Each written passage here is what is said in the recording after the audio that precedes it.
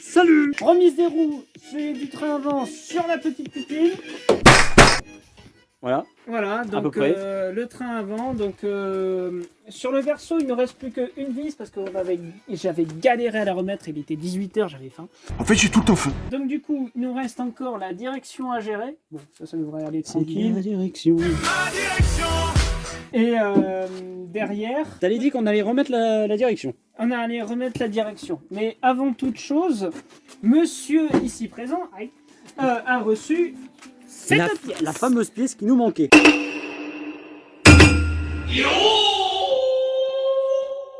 Donc ça c'est le dernier cylindre bloc de barre stable. Donc il va falloir qu'on renlève donc Parce que la barre stable elle est juste là. Hein. La barre stable, ouais voilà, elle est juste là. Et donc du coup ce qu'on va faire c'est qu'on va la réenlever. Je vais vous montrer d'ailleurs le petit système qu'on va installer de l'autre côté. Et surtout j'avais vu une erreur que j'avais fait sur la RTA. Et je vous avais dit là, pendant le dernier live comme quoi on pouvait foirer des pas de vis de façon différente. Il y a deux raisons pour lesquelles j'ai pu foirer les pas de vis sur les brides. Tu te sens que t'es déjà essoufflé. Ta gueule. Ta gueule. Il y a principalement une chose que j'ai faite et qui peut arriver, c'est que tout simplement la vis était de travers et donc du coup ça a arraché le pas de vis. Mais il y a aussi une autre chose, c'est que j'ai vu sur la RTA que les brides de barre stable se serraient à 3,5 mètres kilos. On l'a serré à... On a voulu la serrer à 12 mètres kilos. Voilà l'erreur. Oh purée de pommes de terre, mais c'est pas vrai ça. Voilà la grossière erreur. Donc pour vous dire, c'est 120 Nm. On a serré à 120 Nm alors qu'en mètres kilos, ça fait juste 35 Nm. Donc ça veut dire que là, ça veut dire que grosso modo, si je fais des petits calculs dans ma tête, un plus quasiment 100%. Hein Oui. Oui. Oui. Bah oui. Ah oui. Bah en fait Voilà, non. Mais... Bah non. Bah, non du coup. Bon, c'est les délires du lycée, vous comprendrez jamais. Voilà. Private joke. Private joke, exactement.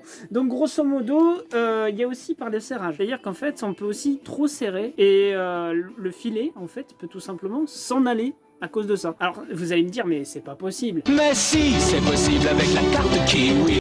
Eh ben, si, c'est possible. Ben si, c'est possible. Par exemple, regardez, la péteuse, quand vous utilisez une péteuse pneumatique au garage, vous pouvez aussi arracher les filets de la même manière. Pourquoi? Parce qu'en fait, vous allez trop serrer, les impacts que ça va donner vont venir arracher le filet de votre pièce, à cause de la force en fait que vous lui faites. Et c'est pas du tout bon de trop serrer. Et en plus d'allonger votre vis et de la casser en plus, vous risquez aussi d'arracher le pas. Donc ça fait un enchaînement de trucs qui peut tout simplement arracher les filets et ne pas être bon. Donc du coup, ce que l'on va faire, c'est que pour justement, on va vous remontrer. Vous voyez ce petit système que l'on a fait là? J'ai demandé à un mécano et ce système-là, en fait, il va très bien. Donc du coup, ce qu'on va faire, c'est qu'on va faire la même chose De l'autre côté. Comme ça, en fait, on aura, au lieu d'avoir les filets en fait qui vont être là, ils vont être dans la main, vu que c'est un écrou. Et donc du coup, on va éviter de la mettre de travers. Donc grosso modo, ça va être une fiabilisation que l'on va faire. Donc c'est pas une modification qui est trop chère. Et en plus, ça limite les conneries. Et après, dès qu'on a remis tout ce qui est roue, berceau et tout ça, je crois qu'on s'occupe de ma partie à moi, la carrosserie. Et parce que toi, t'y connais rien. Toujours mettre un peu de graisse avant de tout remonter. Alors je vais vous montrer un peu les difficultés que j'ai eues. J'ai dû redécaler le berceau pour pouvoir démonter la barre stable. Parce que le système que j'ai fait, en fait, marchait pas à merveille. Après, je sais pas si j'ai la bonne méthode. Non. Bon, déjà, comme vous pouvez le voir à l'intérieur, c'est pas foiré. Justement, j'arrivais à bien le faire prendre. On va juste prendre deux nouvelles vis. Je suis en train de me poser la question, est-ce que tu crois qu'en resserrant les C'est ce que je écrous vais faire. Je vais essayer de resserrer la bride dessus, pouvoir justement... épouser la presser. forme. La mise au point de c'est mort, là, je te le dis.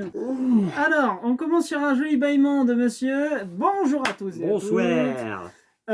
Donc du coup, quatrième épisode, quatrième journée demi-journée qu'on va passer sur la 205. Donc aujourd'hui, le plan, c'est que on va la sortir du garage. Voilà, parce que nous, on en a ras les couilles qu'elle soit dans cet état. Enfin, comment dire ça de façon moins polie, elle nous fait chier. Bah c'est surtout que si mon père veut faire la fin de l'isolation là derrière... Voilà, donc en fait, le plan, c'est surtout d'aider son père au final. Au final c'est plus pour ça que pour moi. Je vous signale que j'ai le petit bonnet de Noël parce qu'on filme ça au moment de Noël et chez moi, c'est une petite tradition. Hein. Et que moi, nucléaire, attention. Bah, moi j'aime bien cette petite tradition. L'objectif c'est de remettre tout ce qui La voiture sur roue. la voiture sur roue, comme les dernières fois. Alors ça fait 3 ou 4 fois qu'on le dit. Mais cette fois-ci c'est du sérieux parce que là on a besoin de la mettre sur roue pour le dernier cylindre bloc de barre stable. Et donc du coup ouais il va falloir que tu mettes que pendant ce temps Brony va essayer de mettre un siège en fait dans le véhicule pour qu'on puisse la manœuvrer. Moi, je vais tout faire pour qu'elle puisse rouler et qu'on puisse l'utiliser dans le jardin. Parce que il a un jardin quand même assez conséquent. Et en plus, il a le permis, donc il peut bouger les voitures. Pas moi.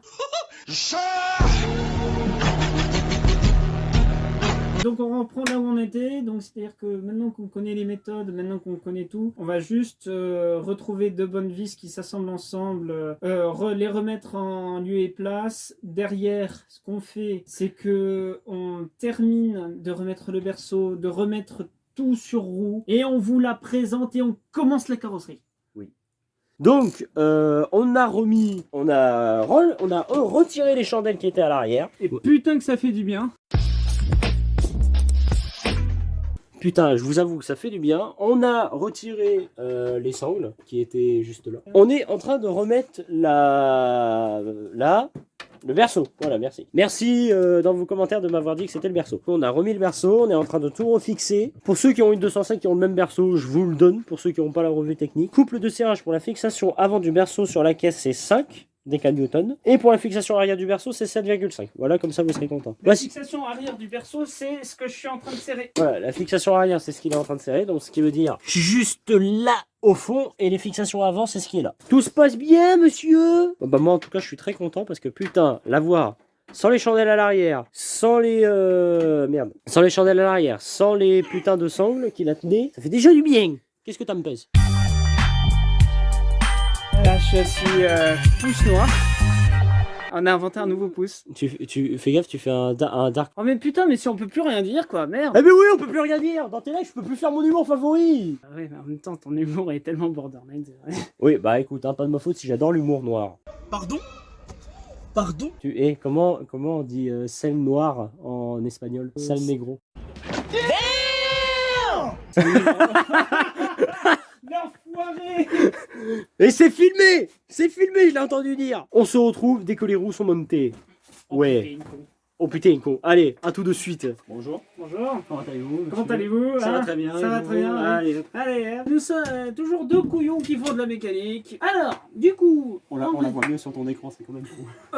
en résumé, il nous manque la partie carrosserie à faire entièrement. Ça, on va voir parce qu'il faut encore faire 2-3 petits trucs en mécanique sur le train, Ça fait beaucoup là, non? comme d'habitude. Sinon, c'est pas drôle. Et donc, du coup, ce que l'on va faire, c'est que l'on va tout simplement, au lieu de démonter entièrement le berceau pour pouvoir justement arriver à resserrer les barres stabilisatrices, parce qu'en fait, c'était aussi pour ça qu'on avait remonté les roues, on va essayer juste de le décaler un peu. Donc, on remet la voiture l'avant sur chandelle. On va peut-être faire côté par côté, comme ça nous évitera de faire des bêtises. On réglera donc la crémaillère de direction. Ah oui, je sais, j'ai oublié mes lunettes dans la voiture. Et n'oubliez pas qu'on veut la régler parce qu'on a 25 de trop du côté gauche. 0,25. 0,25. Si on compte en nombre de tours, à gauche, on a 0,25 au niveau en trop. Parce que normalement, là, sur cette voiture, on devrait avoir environ 3 tours au total, c'est-à-dire un tour et demi à droite, un tour et demi à gauche. Et donc, du coup, là, on a 0,25 de trop d'un côté. Pour cela, il va donc falloir remettre les roues dans un premier temps droite. Après, derrière, on va soit régler le volant pour le remettre droit, mais il faut savoir que sur certaines voitures, il y a de l'électronique dans le volant. Nous, on n'en a pas. Ou on en a très peu. Ou très peu. Pourquoi t'as quoi? Qu'est-ce que j'ai d'électrique? Les phares. Voilà, mais c'était sûr en fait! C'était sûr! Non, en vrai, j'ai pas d'ABS, j'ai pas de SP. Non mais je veux dire, t'as rien, t'as pas d'airbag, t'as rien. J'ai pas d'airbag non plus. Donc si je meurs en héros. Je suis pas une tafiole moi avec les airbags. Ah putain, ça commence déjà. Qu'est-ce que j'ai pas aussi? Mais t'as pas de commande en fait au volant, donc toi ça nous arrange un peu. Que toi avec ta voiture. Parce qu'il a le permis.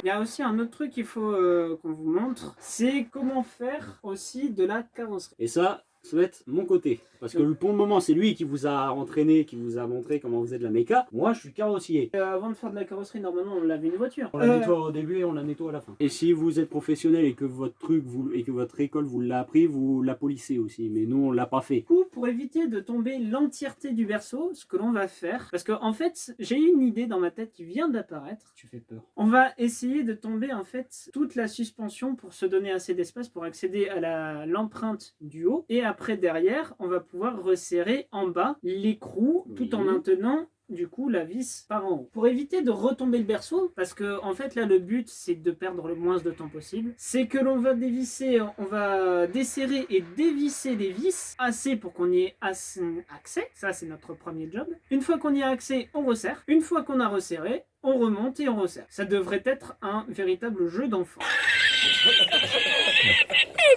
Je te rappelle que la mécanique, ça va jamais comme on veut. Hein? Exactement. C'est pour ça qu'il faut, quand vous faites de la mécanique, vous vous dites ouais, ça va durer 1 heure, prenez la journée. Enfin, prenez l'après-midi. Prenez-vous du temps. Bon, cette intro est beaucoup trop longue. Comme d'habitude, on a l'habitude. Allez, c'est parti. C'est parti. Et il se barre.